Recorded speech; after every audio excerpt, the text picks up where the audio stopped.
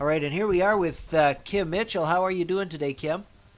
I'm very good, coming down from Grand Prairie, Alberta after a good rock. Yeah, you guys are busy out on the road now. How's the tour going for you? The tour is awesome. Band sounds great. We're in a groove. It always takes a band, a few gigs to spool up, and we're completely intense. So it's good. Yeah, we're having a great time. Yeah, it's always great to be able to bring some new material out on the road with you. I've got to say, I've had a chance to listen to the new one, and it is just outstanding. Congratulations on a great project. Yeah, thanks a lot. The feedback has been great. Good critical acclaim, and from fans, getting lots of emails and stuff, people digging it, and I'm really proud of the record. So, yeah, I'm. There's been moments in my. Are you still there? Oh yeah. Yeah, there's been moments of. Sorry, if I lose you, it's just because we're on a rock bus right now, and we're coming down from Grand Prairie. Yeah, there's moments in my career, little spotlight things where I go, oh, I'm kind of proud of that tune or proud of that moment. But this whole record, top to bottom, I'm pretty proud of. I'm seriously doing some rocking on the guitar, and very inspired by the other two musicians on the record. Yeah, it's just great. I mean, it's been a long time coming since you've had a chance to really put anything out, and you can really tell that the creative juices are still there. Well, yeah, I had taken quite a long break from writing just because when I was going out playing, lots of people were still showing up and they wanted to hear the classics like Go for Soda and Patio Lanterns and Rock and Roll Duty and All We Are and Logger Nail and those kind of things. So I thought, really, what's the point? But when I did end up starting to write again, I realized that I'm seriously not having a dry spell here because it's been such a long time. So yeah, I was, I'm one of the lucky ones. I sat down and started to write tunes, and the tunes came. So yeah, and it's an interesting way that you went about it, just utilizing tools at hand. The internet. Can you give us a little bit of background on that? Sure, absolutely, Greg. Most of my new record, Ain't Life Amazing, was uploaded on, we uploaded files back and forth. The drummer lives in Nashville. The bass player lives in Houston, Texas, and I live in Toronto. So we traded files back and forth, of us playing and stuff like that. And, just think if Pink Floyd had this technology when they were together, they'd still be making records because apparently they hate each other. So, it was a fun way to make the record. We did get together and do some playing, and every conversation that would have gone on in a recording studio of us standing in front of each other, those conversations went on. It just took us, where it would take a band a day and a night to cut a track in a studio, it took us like a month and a half. Yeah, it I suppose gives you a little bit of chance to really work different angles and things like that as well, eh? Well, yeah, you know what the challenge is, Greg? The challenge is to make it sound spontaneous because, I can get a drum track sent to me and a bass track sent to me, and then I can go over it on the guitar like a million times. But I didn't do that, I'd sort of just throw it up and go, okay, roll it, let's record, let's pretend that here we are right in the studio. I'm going to play this for the first time, and so lots of times all it takes were like first and second takes. Yeah, that's pretty exciting stuff. Can you tell us a little bit about the lyrical content? I mean, it's pretty strong. You went with somebody new. Yeah, I did. Well, I'm used to having someone strong. I considered my co-writer with Max Webster in my whole solo career a very strong writer, which was Pi Dubois, who wrote all those tunes, Go for Soda and stuff out. This guy was an old acquaintance of mine, and I saw him posting on my website. And when someone has they just have a command of a language, they know how to jam with it in the same way a trumpet player picks up a trumpet or a harmonica player picks up, they just... He had this way on my website of writing these posts. I was just kind of going, man, that's just so entertaining and cool and groovy the way he uses English language, that I contacted him and asked him if he'd write lyrics. And, and he said he would, and I'm glad he did. But the thing is, and I guess I'm going to blow his horn here a little bit because I'm going, there's not one line on this record that I go, oh, that's kind of okay. Like, all of it is just such strong imagery and such strong rock and roll lyrics that there's nothing sort of trite, nothing, derivative. It's all very cool, original stuff, I think. I'm completely inspired by his lyric writing. Well, it really is, and like you were saying, there isn't one weak track on the whole album. When you get into stuff like "Bad Times" and "Space," I mean, a little bit of a blues influence. I mean, you touched on all the bases. It's really an exciting record. Wow, Greg, that's an insane compliment that you just gave me about saying that about no weak tracks on it. The only way I can respond to that is thanks a lot, because I really appreciate that when somebody in the business, a writer or somebody in radio, or someone who's been around the business, to say something like that's a huge compliment for me. So thank you. And you had the opportunity to co-write. I noticed with Andy Curran, you did a couple of tracks as well. Roxanne Hall from the West Coast. Yeah. Yeah, Andy Curran used to be in a band, a little wacky rock band in Toronto called Coney Hatch. They had a song called Monkey Bars, and Andy's been a pal of mine for a while, and he's always come to the table. Early in the project, I said, "Would you want to contribute?" And he said, "Yeah, for sure." And I sent him a couple tunes, and he helped me write Space and a song called Lick a Message. Then Roxanne Hall was this hippy-dippy girl from the West Coast, and just one of those tie-dyed, curly-haired, beautiful little perma smile, smells like patchouli oil, Yeah. save the planet kind of gals, and she helped write In the Stars Tonight. And I love the opening line, "We met on a rainy night at the Cucumber Soap Cafe." I mean, it's such a hippy-dippy set of lyrics. It's just fantastic. I love it. Well, yeah, like you say, the lyrical content on the record, the imagery is great, and it just melds with the music, just fantastic. Now, Oh, thanks. how did you get? You went with Joe Hardy in production. He did your Itch album back in '94. Just a natural fit, really. Well, Joe Hardy. Other names that people might know Joe Hardy from, he produced Mad Mad World by Tom Cochrane, Life is a Highway. He produced some Colin James material.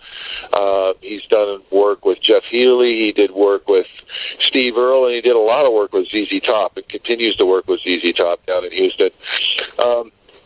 I sent some demos to Joe when I was writing this stuff, and I was kind of expecting, "Hey, Kim, sounds great, keep in touch." And it wasn't like that at all. He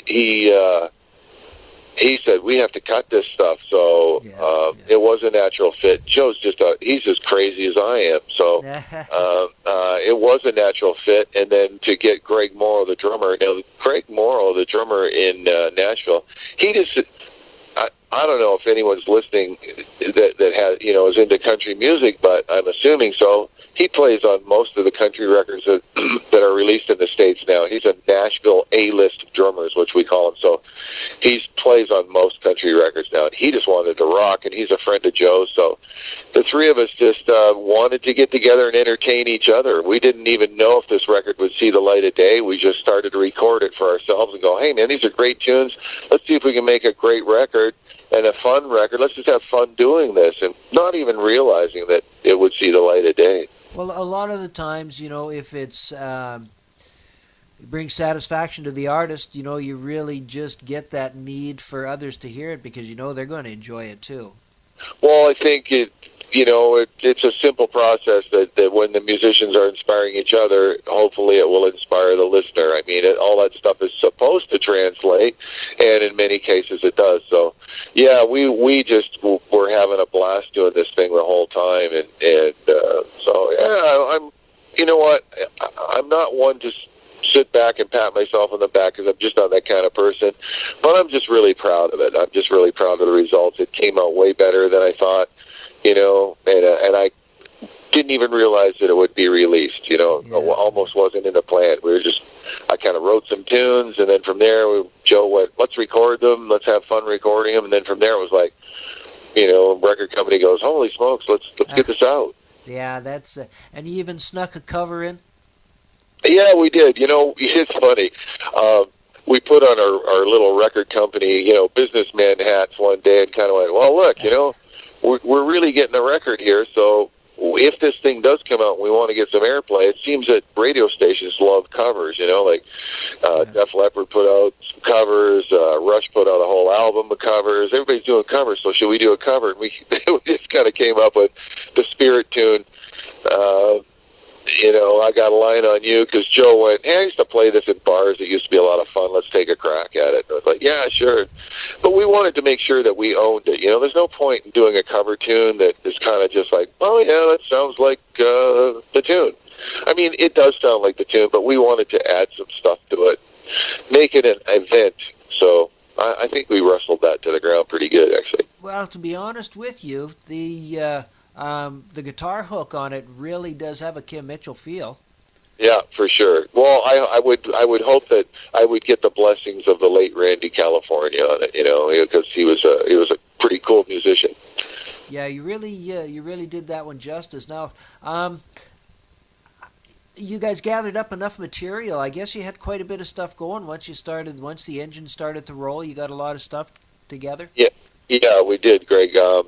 When I sat down and started to write, I was just writing for myself. I just kind of wanted the high of songwriting again in my life after 8 years, and started to do that. Well, as I said, I seriously wasn't having a dry spell. I ended up writing enough material for 2 records, and said to Joe, I said, we have enough stuff here. Like, there's some acoustic stuff that I write. I'm not afraid to write that stuff. Sure. Laid back acoustic stuff. There's a side of that to I think any songwriter. And Joe said, well, let's put out the rock record first, and we've sort of nicknamed the next one the Pretty record because,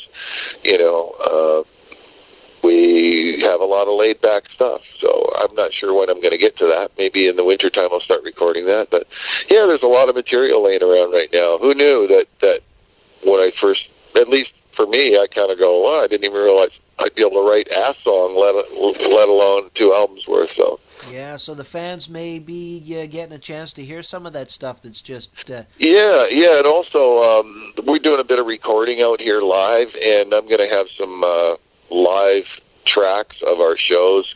I'm probably just going to give them away on my website, and when I get back off the road, I'm getting them mixed, and be like, hey, go to kimmitchell.ca or whatever, and you can download Rock and Roll Duty for free live, and a couple tunes live from the tour.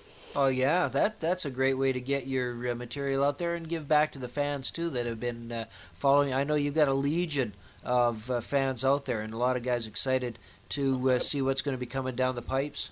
Yeah, I've been very, very lucky. I've been one of the lucky ones. I've had a very cool job here playing music, and for 25, 30 years, I never thought that would go on this long, and only in Canada. I never really made it in the States or Europe. Went there a few times, but Canada's been good to me, so that's cool. Yeah. Now, the internet as a tool, how did you find it for finished products and just interim little extra sound effects and bites like that? Did you enjoy that?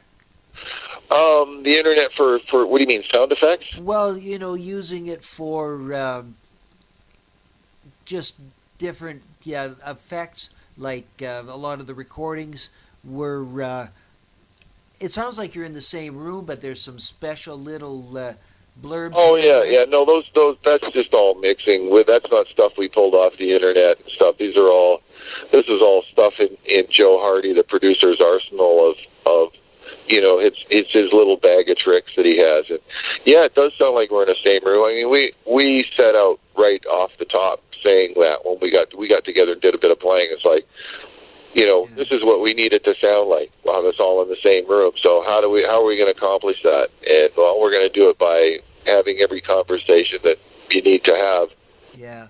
So yeah. I guess I was kind of getting at some of the anomalies that you would have experienced by doing it digital rather than in the studio. Some of the fun little things that just turned up and say, "Wow, that was kind of cool. We should leave that in." Oh yeah, well, just stuff happens digitally. Stuff happens on the internet. It was just the thing that was cool for me was that Greg would say, "Well, I did the drums for Bad Times, and Joe's doing the bass right now to it," and then a day later, I'd pull off my website, not my website, but a URL site. I'd pull off the session, and it just open up this whole recording session of these 2 guys playing my tune, and be ready to play guitar on it. It was that sort of whole part of it was very fascinating for me, and I tried to limit the use of the many things you can do on computers. Yeah. You can groove correct, you can pitch correct, there's all kinds of stuff. I wanted to just use digital recording as a way to pick up my guitar playing and this guy's the way he plays drums, and we left in racket. I wanted it to sound a little bit like a bus rolling down the road with stuff falling off it. There's some intentional racket and some clacks and noises that most engineers would go, gee, you want to do that again and take that out? And be like, no, man, that's my guitar makes those kind of weird noises, and and I'm going to leave it in. Well, it all just adds to the color at the end of the finished product. Yeah, it's more of a signature sound. I believe it's more of a Kim Mitchell signature sound. So. Yeah. So who are you out with? Who's on your touring group with you right now? I have Peter Fredette, who's been with me for 25 years. That's longer than my marriage and two of his put together. He's just a wonderful, talented bass player, and he sings amazing, and he freaks people out every night when he sings. And then I have my drummer, Chris Sutherland, who's from Winnipeg. And that's basically it. We have a nice rock trio with a little programming once in a while and having a lot of fun. Well, that sounds just great. So you're on your way into town. We're looking forward to seeing you at the performance tonight. I think it's going to... How much of the new stuff are you going to be surprising people with compared to... How does your set list look? Well, what I usually do is I try to read the audience as to how much we can do. I'm not one of these musicians that likes to shove new music down people's throats. If I think they're going to be receptive to a couple new tunes, I play them. If not, I'll play. Obviously, I want to play a couple, but I don't want to pig out.